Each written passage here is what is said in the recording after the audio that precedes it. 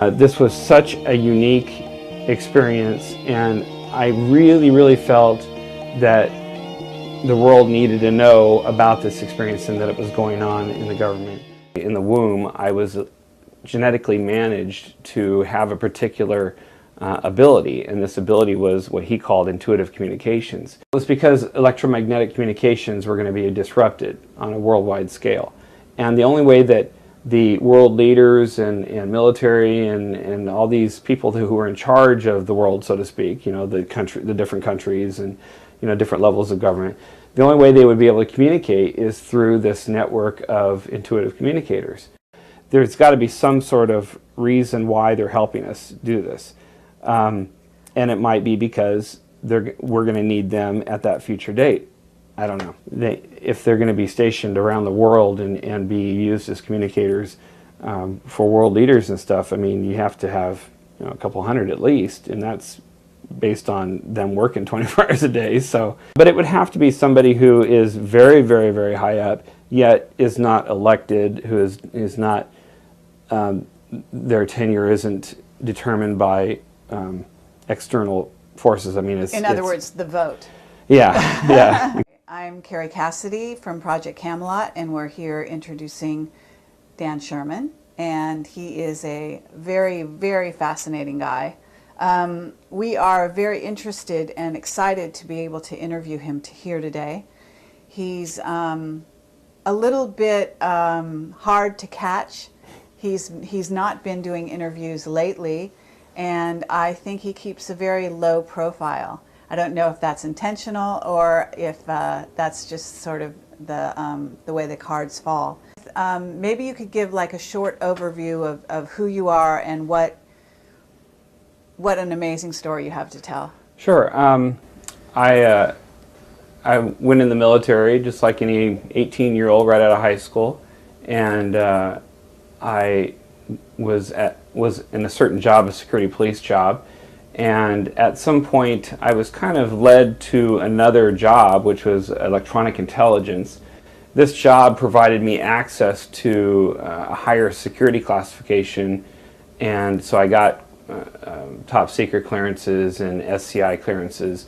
And so that led me into a world where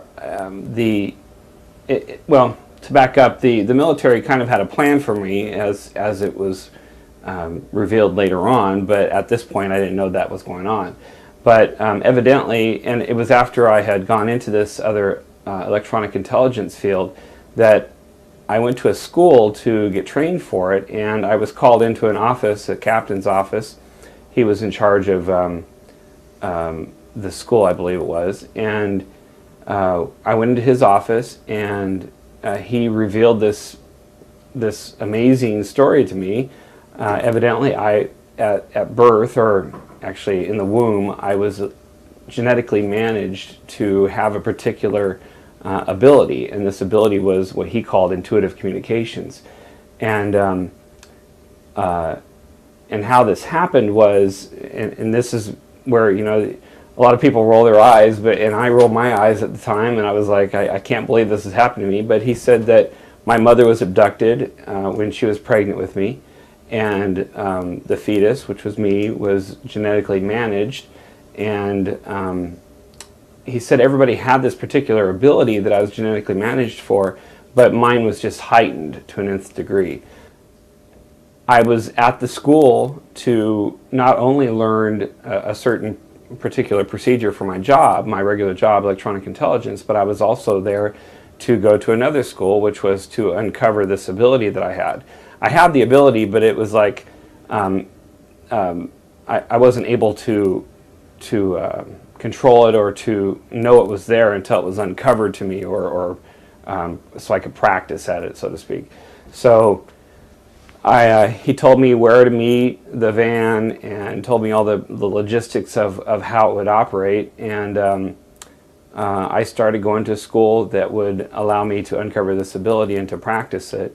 And that was at nighttime. In the daytime, I was going to my regular schooling for the job that I was in electronic intelligence. It was quite. And how old were you at this time?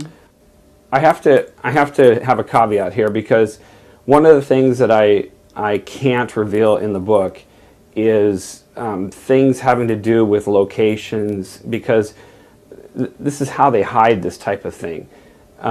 You are assigned to a black assignment, which is legitimately classified for a reason because of national security, etc. But they do that so that they keep the gray-related projects attached to black-related projects so that they would have a reason to have heightened security at that location. And so therefore they assign people who are a part of gray projects to these black projects. There's a reason to get them to that location. There's a reason for them to be there, and it's all under the guise of the black project and the funding of the black project, etc. So my complication in writing the book is I don't want to reveal national security issues because that's legitimate. I mean, I don't want our country being crippled by my big mouth.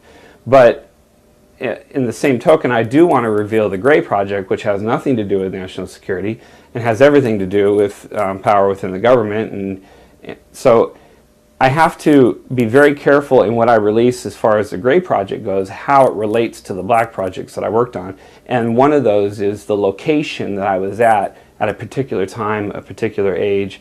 I don't want to correlate these things. So I see. Okay. So I'm not trying to evade the issue. I mean, it's kind of a simple question. What year were you doing that? And anybody can look at my military record and see when I went to school at the NSA. I mean, they can see the trail, so to speak.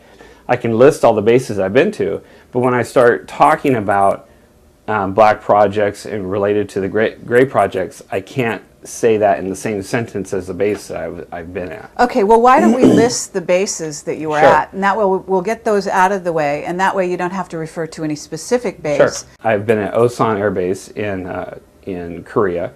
Been there actually twice. I've been to Offutt Air Force Base in Nebraska, which is the SAC headquarters.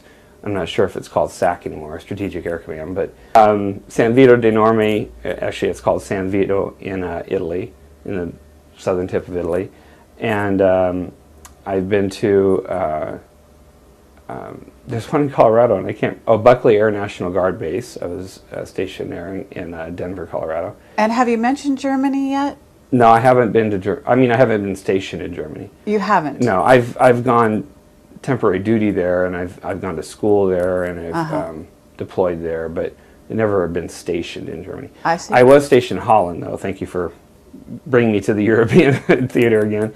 I was stationed in Holland for a couple of years, which was my absolutely favorite base. I love that. Are we allowed to ask how many years you spent in the military? Yeah, I was there for 12 years. Okay. I went in 1982 when I was 18, and I got out in 1995. Okay. So I spent 12 years there.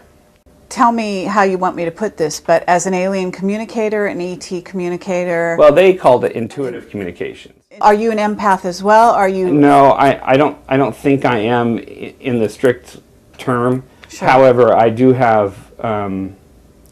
I can really sense people's emotions probably more than your average person, but I wouldn't go so far as to say that I'm an empath, because it's not like overbearing or overpowering. I just have I'm just really sensitive to people's moods and emotions.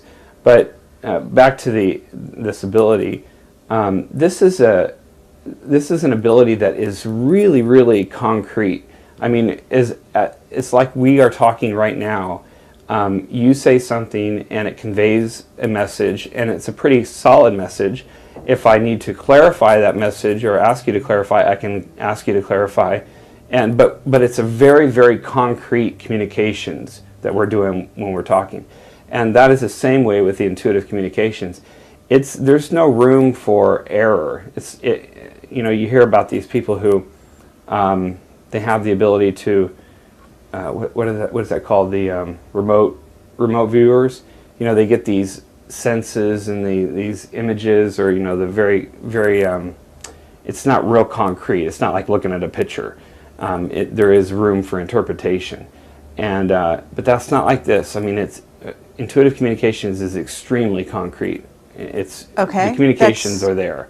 Okay, that's great to hear. So, are you saying that you hear a voice in your head? No, No, it's not a voice. Okay, It's do you see not vocal. pictures? No, it's not vocal, and it's not image-based as if, when you send, here's a good analogy, when you send somebody a JPEG through email,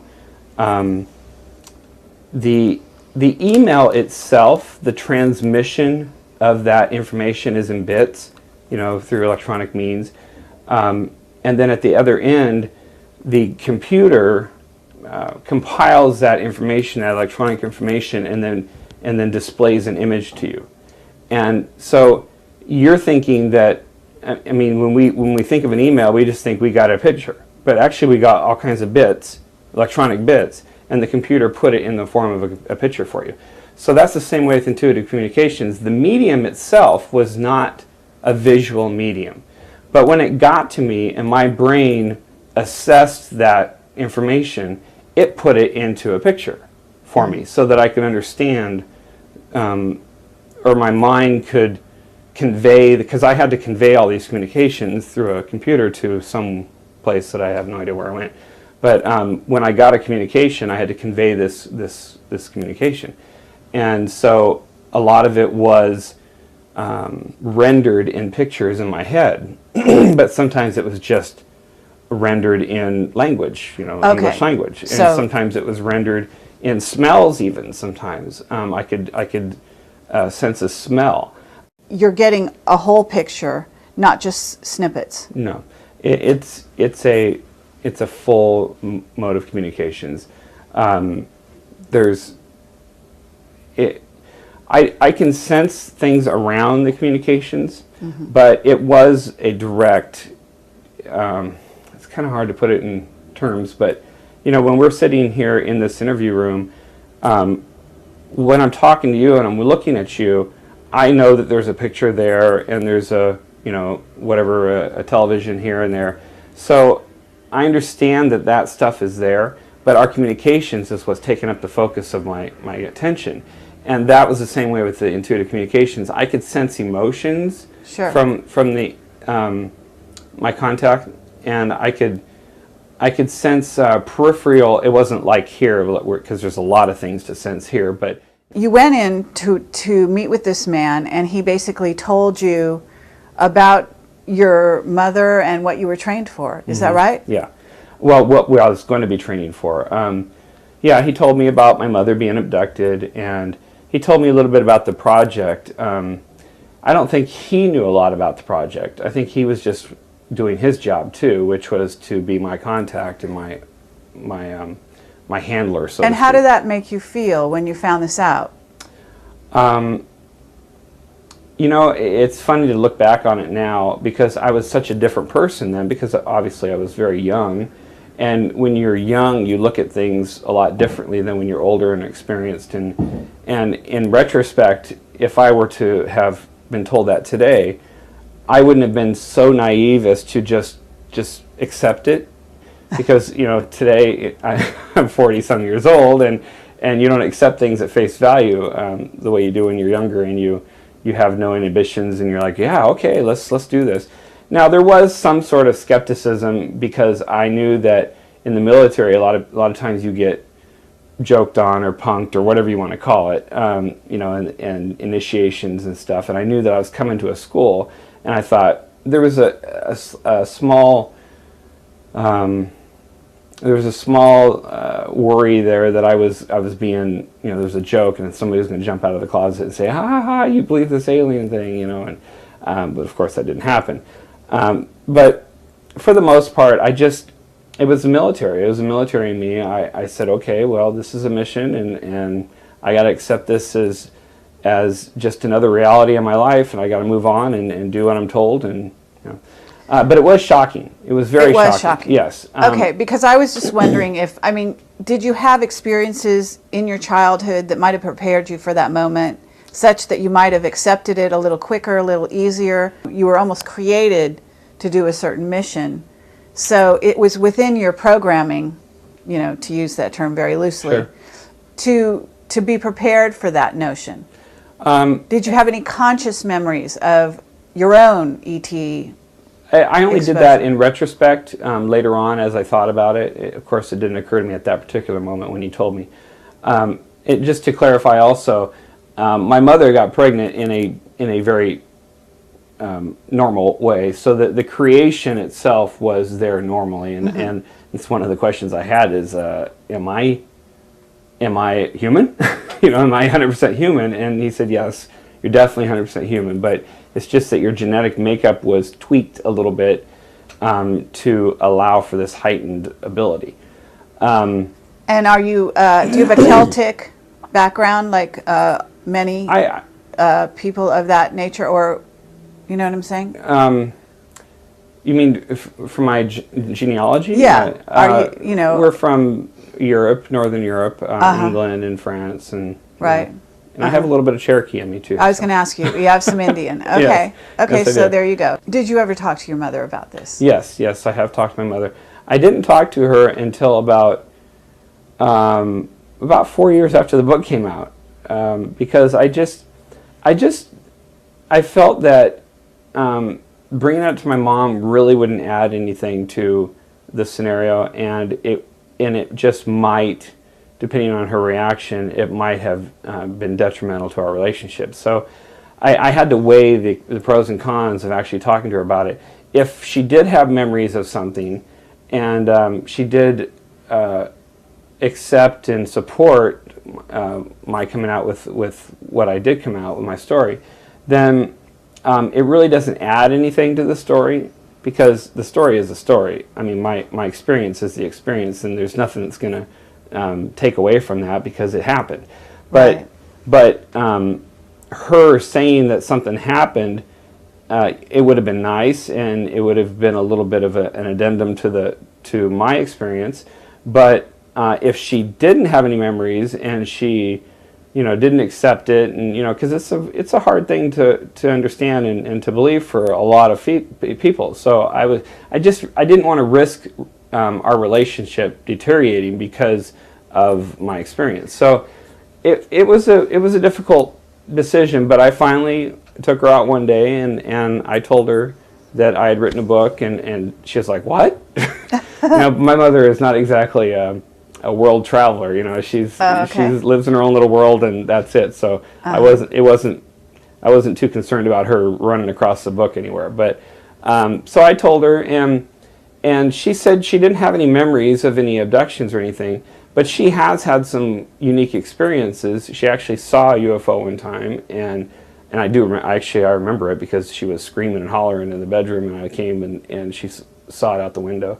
So I remember that. But so she has had some unique experiences, but she fully accepts it. She says that she knows the person I am, and that I'm not going to be saying stuff like that if it's not something that actually happened. So she's fine with it, but she doesn't have any memory, so there's no correlation there, so to speak. Okay.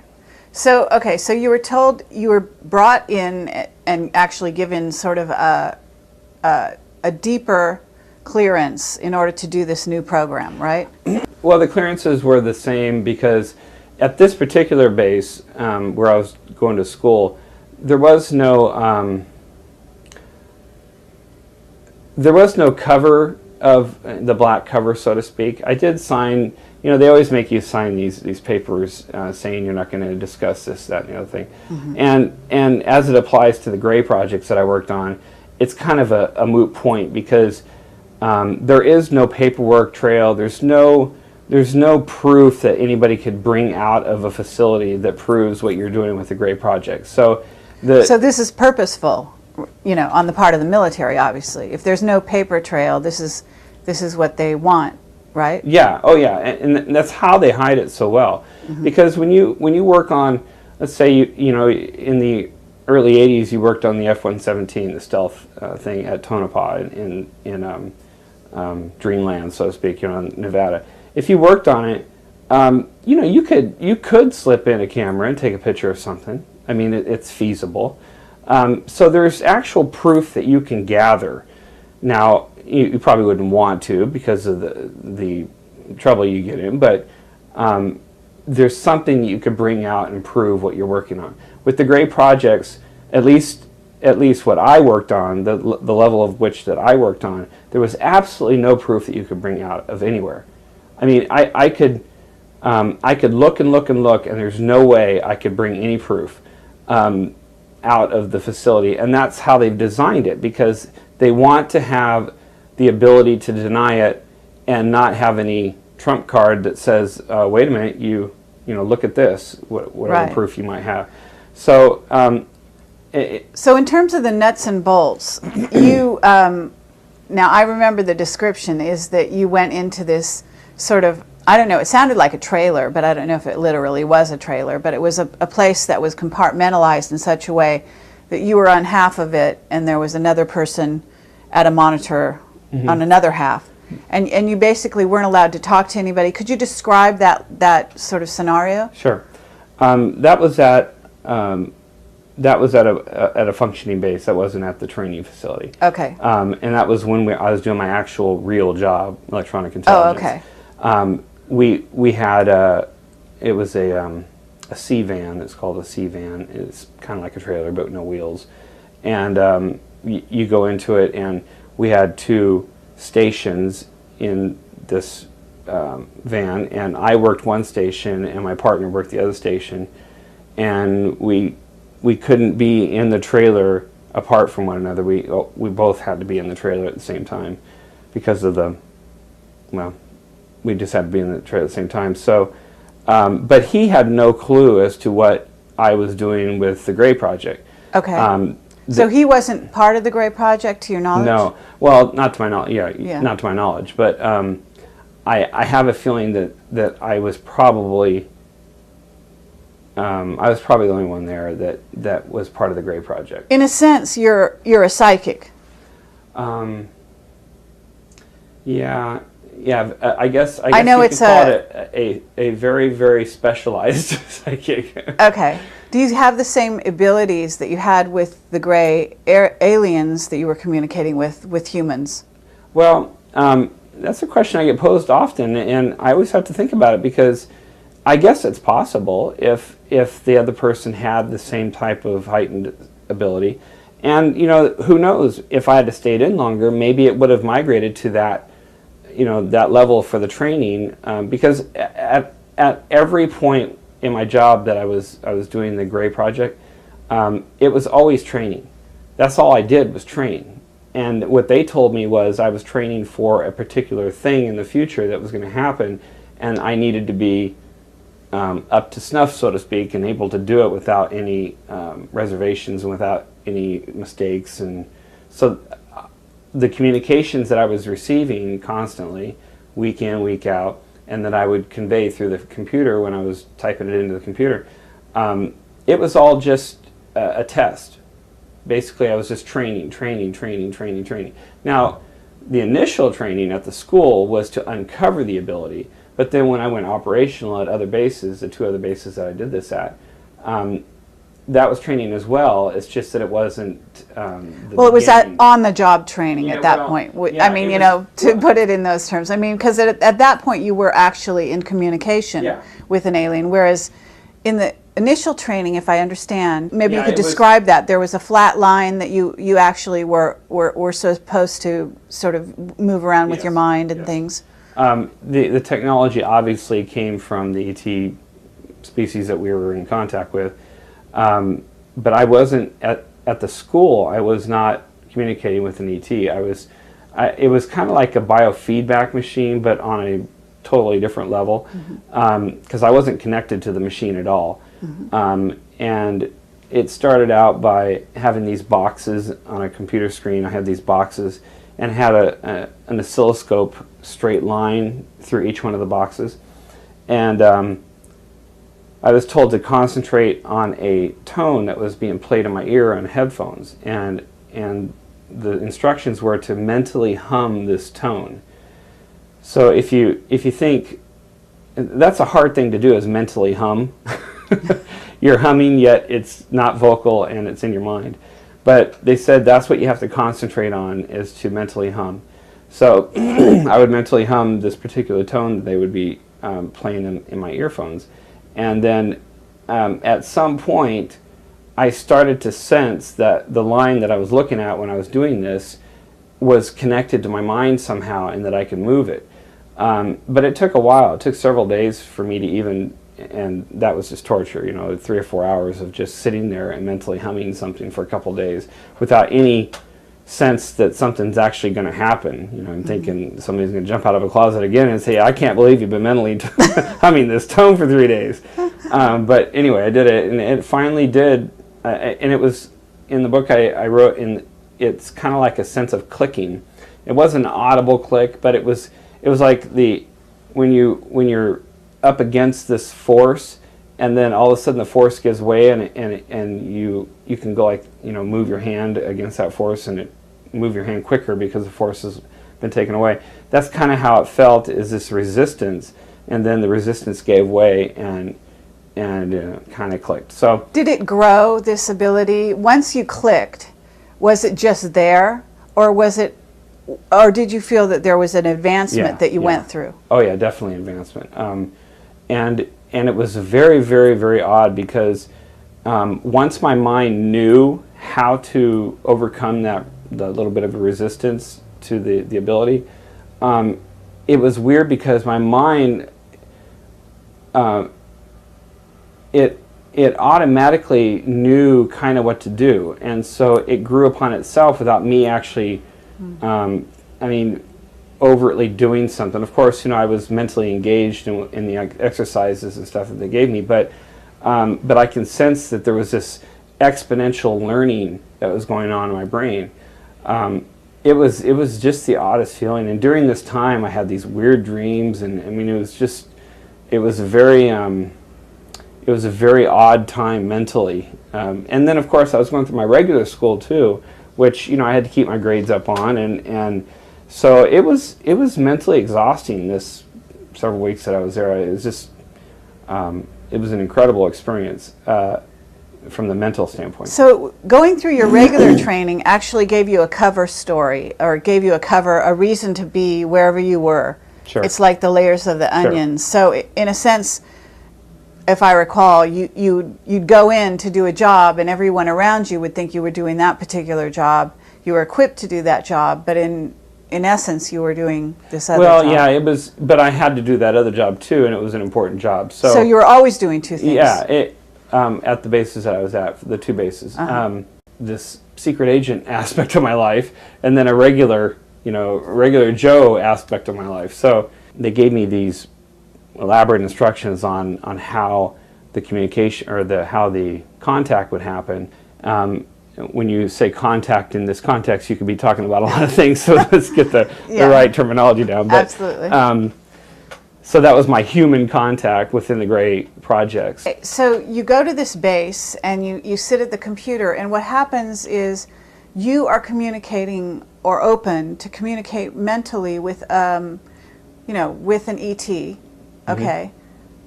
We're not sure whether the ET is. Did you actually know if the ET was on Earth at the time? No. Or anywhere? It could be anywhere. I never knew any location. Wherever. Okay. So the being is kind of almost dictating to you. Would that be correct? Yeah, kind of in our terms, yeah. They just knew that they had a communication channel through you to get to the military, so to speak. Yeah. I'm convinced that there was a loop there somewhere, because the whole point of me typing it into the computer, and so somebody somewhere could read it, was so that they could verify the information and for accuracy, because that's essentially what I was doing, was just honing my skills to make sure that I was accurately conveying the messages that were being conveyed to me. But wasn't it that you actually found out that what those messages was abductions that were happening? Well, it just so happens that some of that information seemed to me to be information about abductions, and that's the whole problem with this entire experience. Is a lot of things just don't make any sense. I'm like, well, why would they be conveying that type of information to me? So maybe at some sort of future event, they were going to be using me to convey this type of information, abduction information. I have no idea. But I started to receive information, like you said, that really correlated to me, like it has something to do with abductions, because there were fields, so to speak. Like when you're filling out a form, there were fields. Well, there were like these pieces of information that were like potentiality for recall. I remember that one, residual pain levels and latitudes and longitudes. And so, I mean, maybe they weren't abduction scenarios or abduction information, but it really seemed to me that it was, because of the different bits of information that was being communicated. And that was, I guess we're getting ahead of ourselves, but that was towards the end where I was like, this is just going way further than I ever wanted it to. And when I got the information about residual pain levels, that really, really, really hit me. Like, are there people being harmed because of this? Because they had a different spectrum with the residual pain levels. They reported it all the way from like low digits all the way up to really high digits, like 100, and all the way down to 2 and 3. And so I was thinking, well, on one end of that spectrum, somebody's getting hurt. Maybe on the other one, they aren't getting hurt. But if there's a residual pain level at 2 and there's a residual pain level at 100, somebody, one of those are on the bad end. So, but this sounded like it had to be something that was happening on the planet, so that the military could check whether or not you were actually being accurate. Because if it was something off planet, they wouldn't necessarily, theoretically anyway, be able to check it. So it'd have to be on planet. Well, not necessarily, because if they have a loop back to the ETs that I was contacting with, and the ETs told them what the correct information was, then that would complete the loop, regardless of where they were meaning at. There had to be another communicator on the loop. Because I'm assuming on some level they wouldn't need you if they communicated directly, the way I'm communicating with you. Exactly. I don't think that was the only way to communicate with them. I think that, and this was what was told to me in the meeting that I had, the first meeting, the whole purpose of this project, the Project Preserve Destiny, was to train this cadre of individuals that would be able to communicate intuitively, because at some certain event in the future, that was going to be the only way that we can communicate with it was because electromagnetic communications were going to be disrupted on a worldwide scale.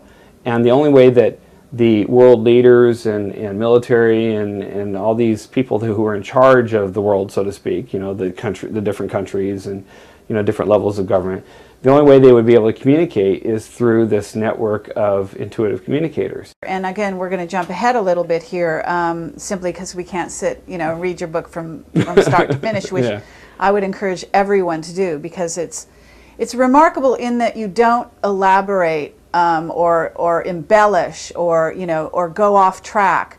You really just tell the story in a very nuts and bolts fashion. Well, I tell people that if I were to make up a story, it would be a lot more elaborate than this. Yeah, sure. But I want to stick to what happened to me and let everybody else conjecture upon that. Because if I start conjecturing, then I think it sullies my credibility, so to speak. As a witness. Yeah, I need to stick to the facts.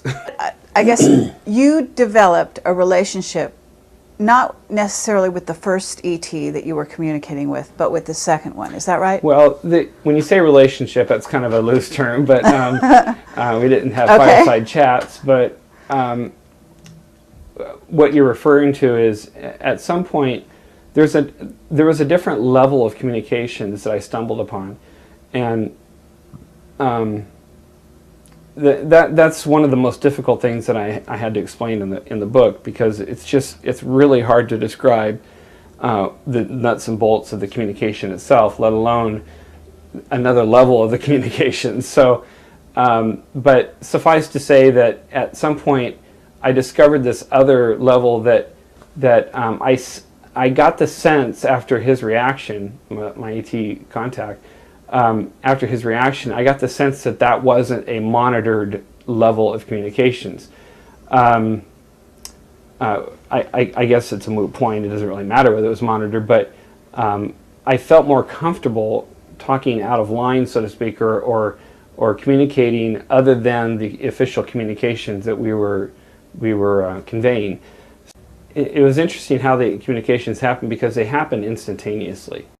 However, my conversion of that conversation had to be converted to real time, which is in the human world, we have to start doing something and then we end doing something, and in between there's a time frame. Okay.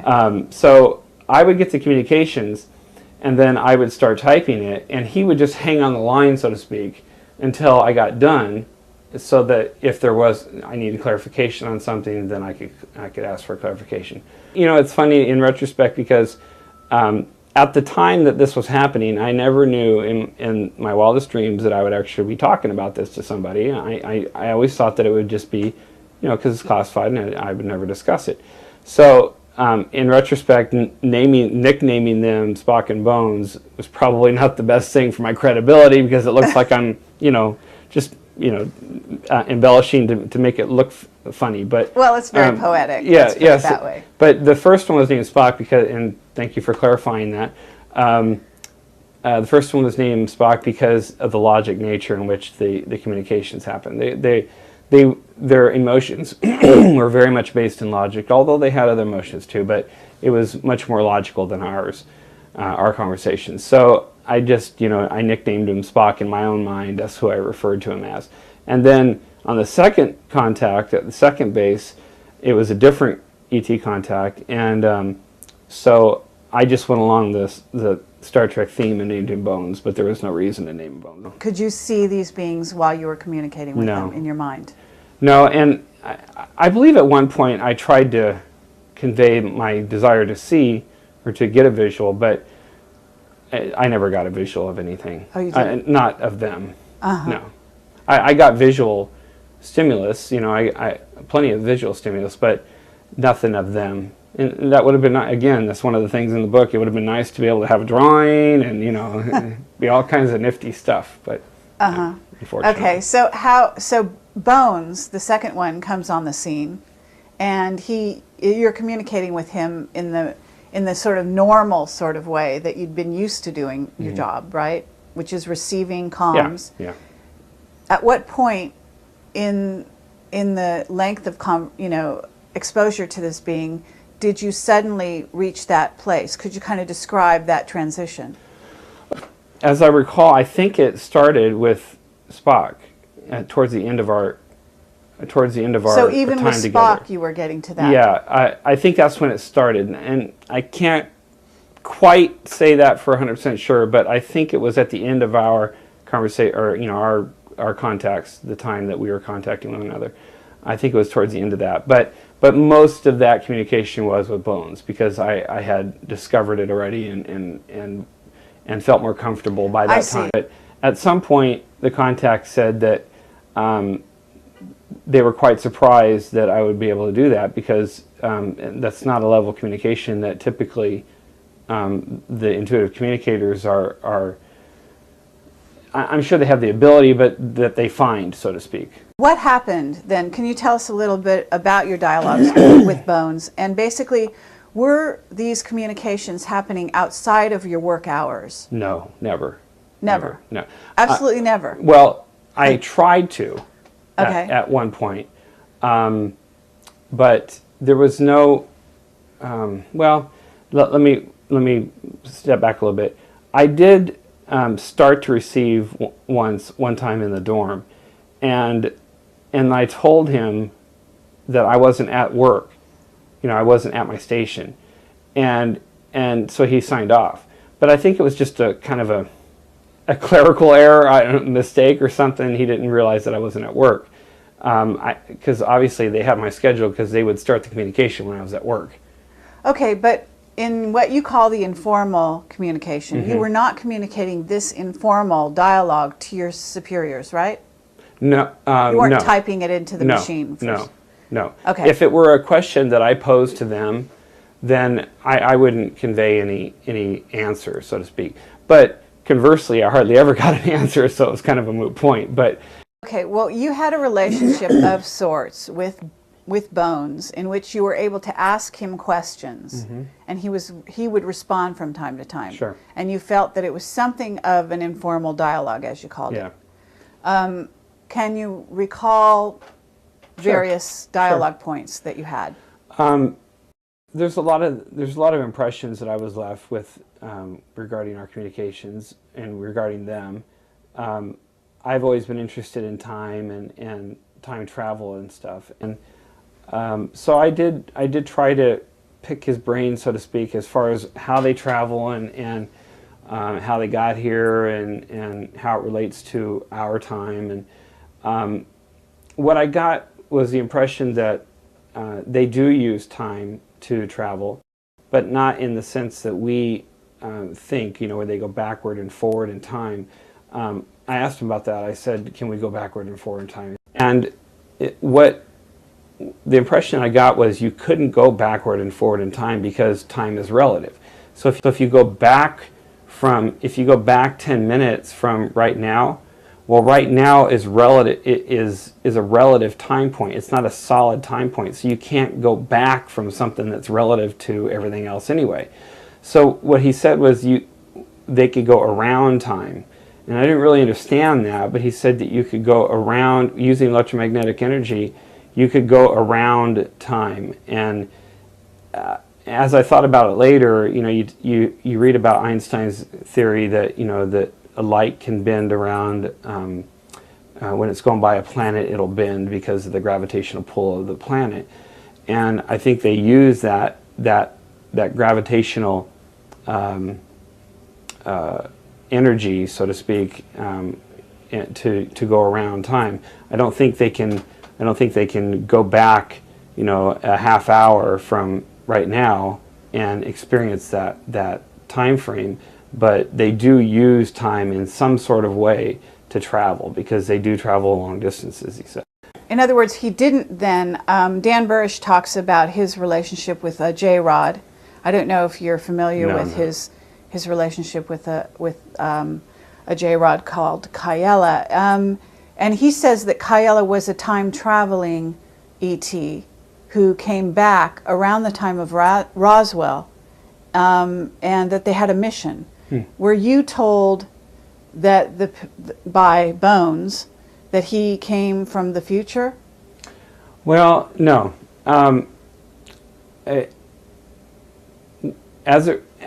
The impression I got regarding time was that they couldn't do that. They couldn't go backward and forward in time. Now, of course, this was an impression I got, and it wasn't something that he gave me algorithms and gave me the proof that this can't happen or this can't happen. But as he told me, they use time to travel, but they don't. But they go around time and they don't go through time. They don't go backward and forward in time. They just use time to travel, which is they go around it. Perhaps it's very going around difficult. it. Maybe they bend it. Yeah, that's the impression that I got, is they bend time. Well, I don't know what the practical application of that is, though. Yeah, I mean, I obviously we're not physicists here, and exactly. But if you bend time, certainly if I bend something, and I've got a line, and over here is 2012, over here is 1920. If I bend time and bring them together, I'm going from 1912 to 1920, or vice versa. In a sense, I am traveling through time, but I'm bending it. So I understand, and that maybe could very well be there could be very very specific things that he was talking about related, and maybe even related to their particular abilities, and perhaps maybe some other ET species has a different ability. I don't know, but he did convey that they did use it for for traveling. So. Okay. And what about the crafts? Did they tell you anything about their crafts, how they were propelled, etc.? No. Just electromagnetic energy and time. That's what I got from. I did ask him about God and the whole religion aspect of how it relates to them and us, and he said that we are created, and he said we as in them and us. The we aspect was generic, both of us, instead of saying we as in them. It was in the context of all of us, and he said that we are created, we are of the same creation. He said there are two creations, one is intelligent creation and one is non-intelligent creation, and we, them and us, are part of the same intelligent creation. Now, he didn't say, that he didn't specify any religions or anything like that. He just said that we are a part of the same creation. We were all created, which I thought was very interesting from an ET aspect of it, because you wouldn't think that an ET would admit to because of their higher level intelligence. A lot of people think that they created us. So that's not what you were told. You were not told that at least this particular group that he represented was not responsible for creating us. No. Yeah, he didn't. Well, he didn't say that, but he said that we are a part of the same creation, which would lead me to believe that they did not create us, but we were, all created. And did you ask him about Jesus? Lots of people like to say that Jesus was an ET or partial ET. Yeah, I never got any information regarding anything relating to Jesus or a specific religion or anything. Okay, how did you know what species of ET he was, or did you know? No. In other words, did he say, did your superiors say you're going to be talking to a gray? No. Or he could have been Nordic for all we know, right? I don't even keep up on the different species, so I have absolutely no clue. But they had nicknames for the grays, or one of them was gray, and it's actually called the Gray Projects that we worked on. So, and they also called them slant missions, and I don't exactly know how that relates, but it is referred to as the missions that you're on. If you're in a gray mission, it's called a slant mission. So I don't know how that relates to the species, though. I was never told anything relating to a specific species. How long did your communication with Bones and the informal nature of it go on? Well, it was pretty much the whole time that we were communicating, which I think was probably around 10 months or so. Okay, so in 10 months' time, you must have asked him a lot of questions. Well, yeah, I tried to. A lot of times the communications would happen, and as time went on, I got better at the communications, and Bones knew that. So he didn't stay on as long for the clarification. So I would really have to be quick with my question if I had a question. I did ask him about God and the whole religion aspect of how it relates to them and us, and he said that we are created, and he said we as in them and us. The we aspect was generic, both of us, instead of saying we as in them. It was in the context of all of us, and he said that we are created, we are of the same creation. He said there are two creations, one is intelligent creation and one is non-intelligent creation, and we, them and us, are part of the same intelligent creation.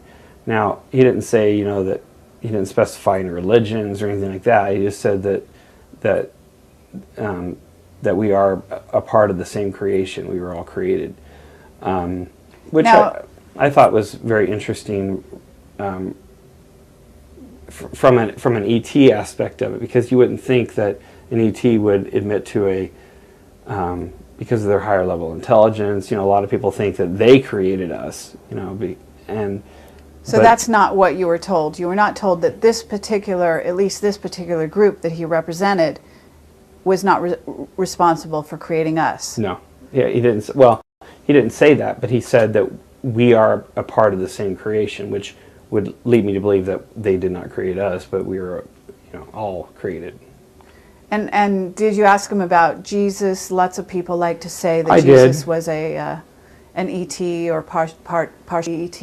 Yeah, I never got any information regarding anything relating to Jesus or a specific religion or anything. Okay, how did you know what species of ET he was, or did you know? No. In other words, did he say, did your superiors say you're going to be talking to a gray? No. Or he could have been Nordic for all we know, right? I don't even keep up on the different species, so I have absolutely no clue. But he relayed, they had nicknames for the Grays, or one of them was Gray, and it's actually called the Gray Projects that we worked on.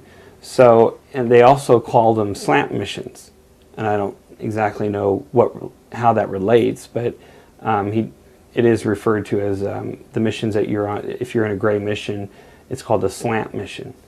It's kind of like having a relationship with your grandfather over the course of 2 or 3 years, and then 5 years later, someone asking, "Well, what did your grandpa think about, political issues?" And you go, "Well, Grandpa was conservative," or Grandpa was. So you don't remember an exact conversation about exactly what he said, but you get this sense of the answers over time because based on the conversations you've had. So when I reveal the things that I've learned from them, it's not word for word, exact quotes. It's the impression that I got after asking them 3 or 4 times in a particular area, and so it's my reporting of my impressions of what they've communicated to me over the span of the 2 years that I did this. I mean, at some point you developed sort of a conscience about what you were doing, Yeah. and I'm going to assume that this impacted why you left in the end anyway. But you must have asked him about the abductions. Yeah, I did, and I never got any answers for that. Never. It was just communication, and then he was gone. Okay, in the abductions, you said you got latitudes and longitudes. So what was the implication? Were people being abducted all over the planet on a regular basis? Are you able to tell us? Or was there more mass abductions? Were there mass abductions, and where did they happen? Well, I mean, I didn't get hundreds of them. I maybe got a couple dozen or 3 dozen or maybe something like that. So it wasn't a lot of them. And to tell you the truth, I didn't really, until maybe I'd gotten a couple dozen of them or whatever, I didn't really start thinking, well, wait a minute, it didn't really start dawning on me until I had received several of them that this might be something that is odd. And then right towards the end, and that's probably why I stopped getting them, is because I started to ask my handler about them, and what is this information? It seems like it's abductions, and it seems like there's pain, and that type of thing. And the answer I always got back from my handler was, just communicate what you're told. What is being communicated to you. Just communicate that to us, and don't ask questions. You're not here to ask questions. You're here to practice your ability. So then I got frustrated, and of course there was a lot of other things going on with my personal life, and I didn't want to be there anymore. I mean, I didn't want to have this going on in my life anymore because it was affecting my personal life. I couldn't get close to people because I didn't want to talk about things, and I mean, I was just having a lot of psychological issues with having this type of job because it was isolating me from the world in my mind at the time. I mean, maybe I ought to work through that, but. So Project Preserve Destiny, what is the objective of that project, to your knowledge? Yes, as it was told to me when I was briefed into the project at the school, there's going to be some sort of event in the future that's going to wipe out all electromagnetic energy. And now I don't know whether that's a temporary knockout or a permanent knockout or semi-permanent or whatever, I don't know that. But he said that there's going to be some sort of event, and that this group of individuals, the intuitive communicators, were going to be basically the communications conduit for world leaders, and they're going to be strategically placed all around the world so that they can convey the communications and then convey what that communications is to the people around them, whoever around them, the leaders or whoever. In other words, they're the only ones who are going to be able to communicate Rapidly with communicate. the ETs, and then to the humans in the military, because it certainly isn't just human to human, it's ET to human. Well, that's kind of the wild card, is I don't know. I don't think I stayed long enough in order to find out the different the different methods this might take, the different channels that this Right, might but take. you were communicating with an alien Yeah. or an ET, so it has to involve ET communication. Well, that's the assumption. Have you been brought back into the military, or have you been interviewed, like I'm interviewing you, or, have you been asked to give, I don't know, or, a download as to what really happened? Because at this point, you're outside the military, you've written a book, the military is interested in all this because they brought you in the beginning. So are you at liberty to say if this has happened? Well, I haven't been contacted by the government. Although I will say that one time that I was on the phone with a producer from a really, really popular radio show. Really, but like one of the top 2 in the nation. And after I got off the phone with the producer, I got a phone call on my cell phone. Or was it landline? Anyway, I got a phone call from somebody, and it said, "Don't take it any further," or some terminology that said, "Stop this pursuit," and then it just hung up, and I was like, I sat there for 5 minutes thinking, how in the world? What I don't understand it, because I was on the phone with this producer, and it was more like, or 30 seconds or a minute after I got off the phone with this producer, I got that phone call. And so that was the only thing that has ever happened in all the communications that I've had, all the conferences that I've done, and all this stuff. The book, I've never gotten any type of communication from the government. And I just got that phone call, and who knows, that might have been the producer calling back and just trying to scare me and thinking it, a joke or something. I don't know, but it was quite odd. It was actually that's what was unusual about it, because I was on my cell phone to the producer, and the landline that I was at the time called. That's what I thought was weird, because if it were the cell phone, then maybe I think that the people somebody were calling me back. Yeah. Obviously tapping your communications. I mean, why wouldn't they? Now, you're an electronics expert, are you not? Well, in very, very limited capacity, what I was doing in the military, I knew a lot about, but... Okay, but you must know about surveillance techniques and what they have at their disposal, and you must be conscious. I mean, even as a telepath to some degree, you must know that you're being monitored. Oh yeah. When I first released the book, I did it in a way that if there was going to be some sort of interesting activities from the government when I released it, that they really couldn't do anything about it. I sent it to one of the largest websites at the time, and this was 1997, so the web wasn't as big as it is today, obviously. But there was a site called UFOmind.com, and Glenn Campbell he lives in Las Vegas or Pahrump or somewhere around there. He was running it. I don't know where it is now and how big it is now, but it was the biggest UFO-related, alien-related type of site. I sent the manuscript to him, and then we released the book. So I wanted it to be out there in the public with somebody before it actually got printed. So anyway, right after I wrote the book, I sent some pictures to UFO Magazine in England. So I sent it to England. A lady, editor named Georgina Bueller or something like that. Anyway, I sent it to her, and she said she sent them back.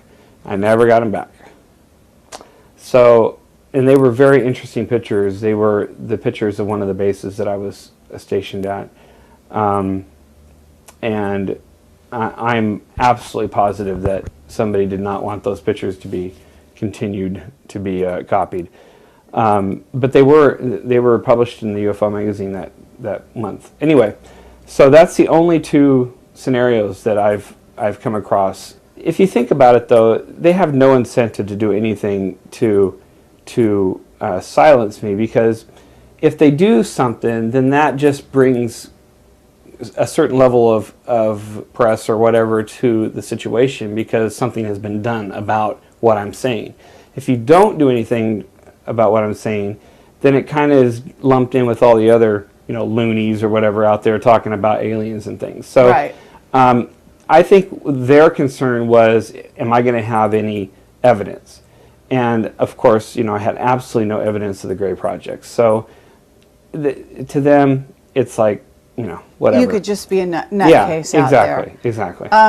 But on top of it, I mean, I have to say that you've kept a pretty low profile. You live in a kind of an obscure area. Excuse me for saying that, but it is, to some degree. Sure.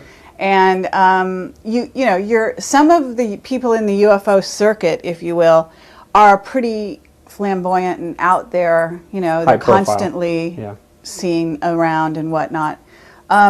You are kind of low profile. Well, it's interesting because I think what is more lends my story to a higher degree of credibility maybe is I'm not a typical person that, like you just said, that you see on the UFO circuit.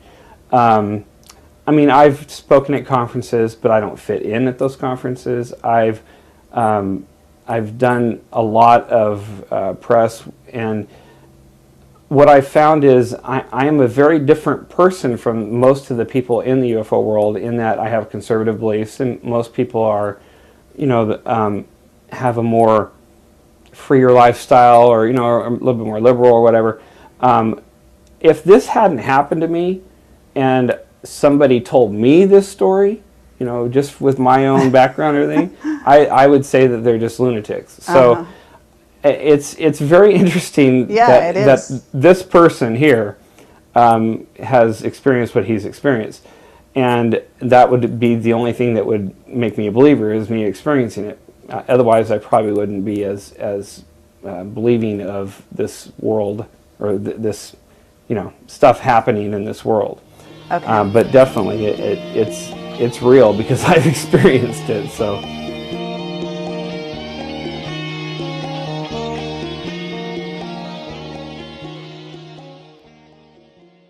National security issues, because that's legitimate. I don't want our country being crippled by my big mouth.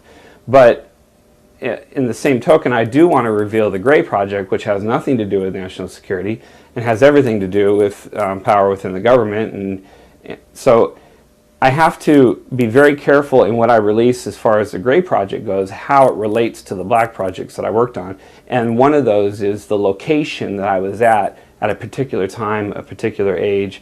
I don't want to correlate these things. So I see. Okay. So I'm not trying to evade the issue. It's kind of a simple question. What year were you doing that? And anybody can look at my military record and see when I went to school at the NSA. They can see the trail, so to speak. I can list all the bases I've been to. But when I start talking about Black projects and related to the Gray projects, I can't say that in the same sentence as the base that I've been at. Okay, well, why don't we list the bases that you were Sure. at, and that way we'll get those out of the way, and that way you don't have to refer to any specific base. Sure. I've been at Osan Air Base in Korea. Been there actually twice. I've been to Offutt Air Force Base in Nebraska, which is the SAC headquarters.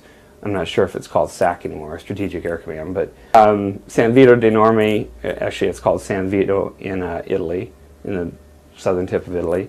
And I've been to, there's one in Colorado, and Buckley Air Field, where to back up, the military kind of had a plan for me as it was revealed later on, but at this point I didn't know that was going on.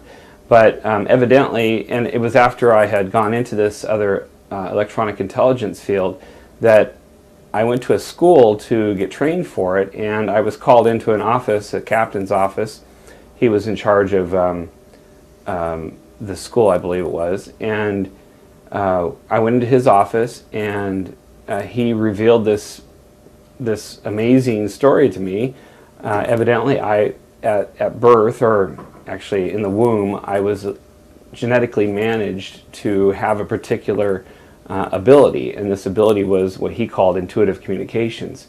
And how this happened was, and this is where a lot of people roll their eyes, and I rolled my eyes at the time, and I was like, I can't believe this has happened to me. But he said that my mother was abducted when she was pregnant with me, and the fetus, which was me, was genetically managed. And he said everybody had this particular ability that I was genetically managed for, but mine was just heightened to an nth degree. I was at the school to not only learn a certain particular procedure for my job, my regular job, electronic intelligence, but I was also there to go to another school, which was to uncover this ability that I had.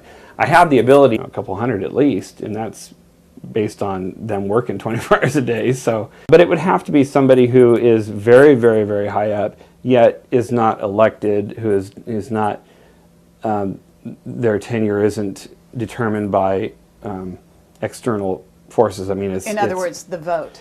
Yeah, yeah. I'm Carrie Cassidy from Project Camelot, and we're here introducing Dan Sherman, and he is a very, very fascinating guy. We are very interested and excited to be able to interview him here today. He's a little bit hard to catch.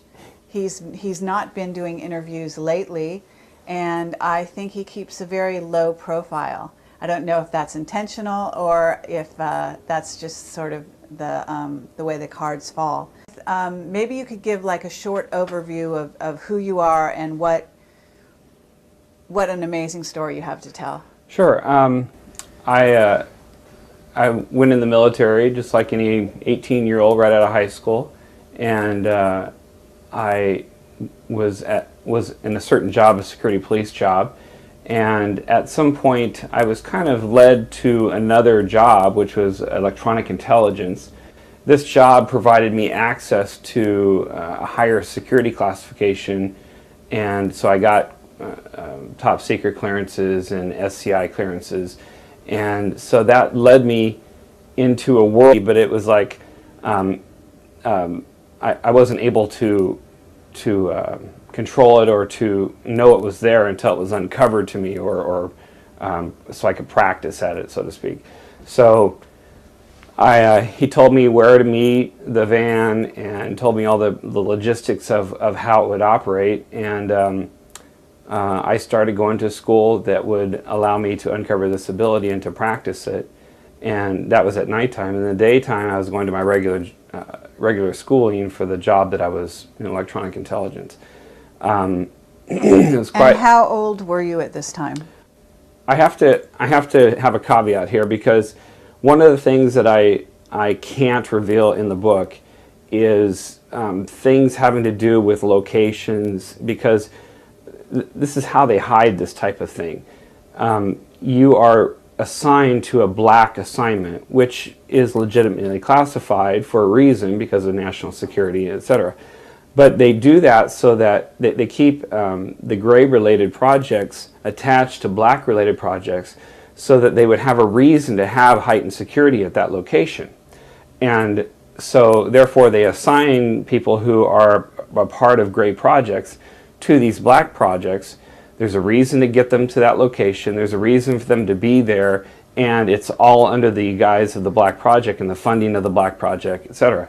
So my complication in writing the book is I don't want to reveal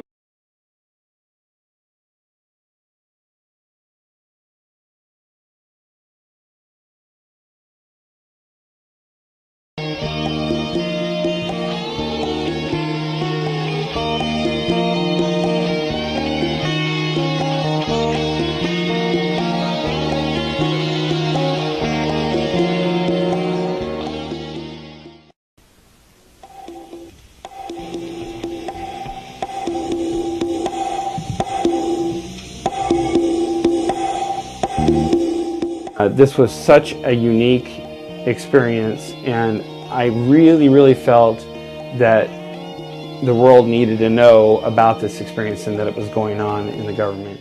In the womb, I was genetically managed to have a particular ability, and this ability was what he called intuitive communications. It was because electromagnetic communications were going to be disrupted on a worldwide scale, and the only way that the world leaders and military and all these people who were in charge of the world, so to speak, you know, the different countries and, you know, different levels of government, the only way they would be able to communicate is through this network of intuitive communicators. There's got to be some sort of reason why they're helping us do this. And it might be because we're going to need them at that future date. I don't know. If they're going to be stationed around the world and be used as communicators for world leaders and stuff, I mean, you have to have